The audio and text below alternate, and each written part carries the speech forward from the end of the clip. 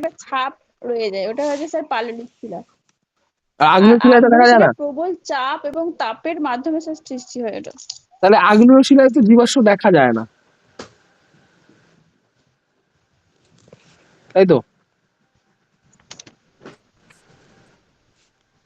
আচ্ছা, next topic শুরু করব, মেমোরি ইন স্যার মার্বেল। আজকে কোনো টপিক দেবেন না?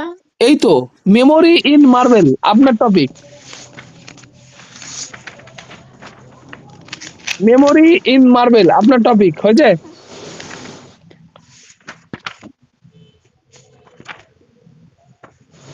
ঠিক আছে টপিক, বা পরে আর জিজ্ঞেস করবেন না। রিয়া ম্যাডাম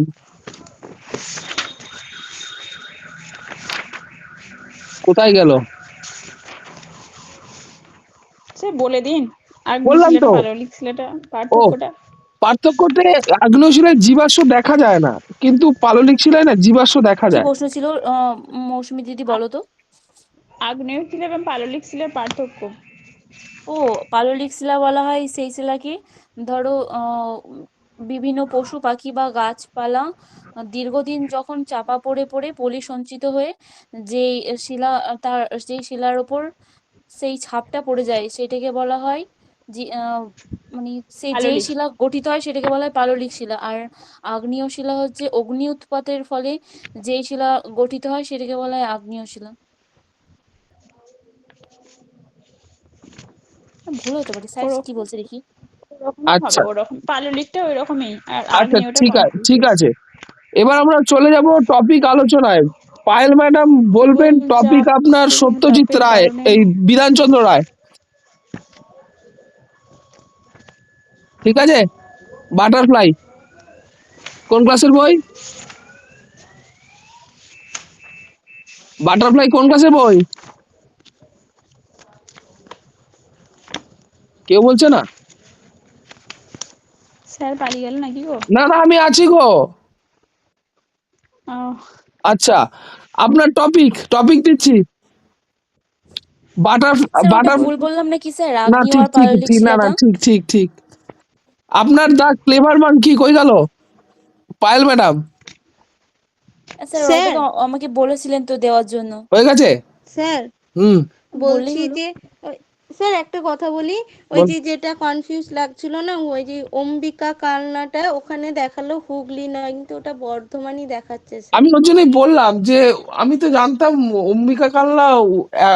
এখন যদি গুগলে দেখিয়ে থাকে, আপনি একটু দেখেন কোন জায়গা থেকে দেখছেন। যদি অম্বিকা কাল্লা পূর্ব বর্ধমান দেখে, তাহলে পূর্ব বর্ধমান কাল্লা হবে। আমি দেখছি। স্যার এআই থেকে দেখলাম। তাহলে বর্ধমানই হবে, কিছু করার নেই, নিয়ে নিয়েছে।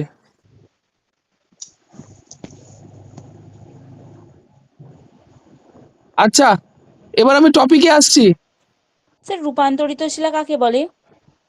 একটা শিলা রূপান্তর হয়ে যখন আরেকটা শিলা, যেমন পাললিক শিলা রূপান্তরিত হয়ে আরেকটা শিলায় আকৃতি ধারণ করে, সেটাকে রূপান্তরিত শিলা বলে। এগুলো পাললিক রূপান্তর শিলা হয়। 3 প্রকার। আগ্নেয় শিলা, পাললিক শিলা শিলা তিন, আর রূপান্তরিত শিলা রূপান্তরিত। এর তিন মধ্যে প্রকার, আসতেই তিন পারে, তিন প্রকার, প্রকার তো আসবেই। তিন প্রকার।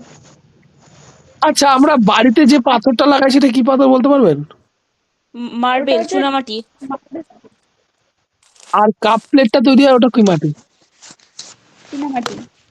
তাহলে চীনা মাটি আর চুনা মাটির মধ্যে পার্থক্য কি?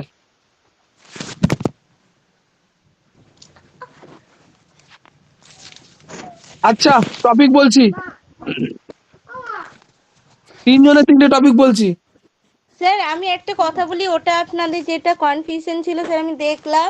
ওই যে এটা বলছেন না, সেটা হুগলি আর আপনার নদিয়া জেলার একটা মধ্যবর্তী অঞ্চল হচ্ছে সে কালনা, সেই জন্য। আর এটা প্রশাসনিক হিসাবে, বিভাগ হিসাবে স্যার এটা বর্ধমান দেখাচ্ছে।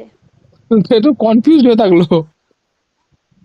না স্যার, এখানে লেখা আছে এটি নদিয়া ও হুগলি জেলার সীমান্তবর্তী একটি অঞ্চল, তবে প্রশাসনিকভাবে পূর্ব বর্ধমান জেলার অন্তর্ভুক্ত। আচ্ছা, রিয়া ম্যাডামকে টপিক দেওয়া হয়নি। Riya madam, India super power in cricket আপনার টপিক আজকের। বাটারফ্লাই কোন ক্লাসের বই? 5। 5। তাহলে এটা টপিক ঠিক আছে। India super power in cricket. চেষ্টা করছি, আমার কাছে এই দুটো মহিলা আছে, আমাকে আচ্ছা করেন, পাগল করে। যখন রেডি হবেন তখন দেবেন, ঠিক আছে? নেক্সট আচ্ছা টপিক বেশ। মৌসুমি। মৌসুমির কাছে যাচ্ছে building to remember. Building to remember. ঠিক আছে। পায়েলের কাছে যাচ্ছে the finishing point. The finishing point পায়েলের টপিক। আর রিম্পার টপিক হচ্ছে বিয়ন্ড বেরিয়ার। Beyond barrier. আমরা 9টা অবধি থাকবো, হ্যাঁ?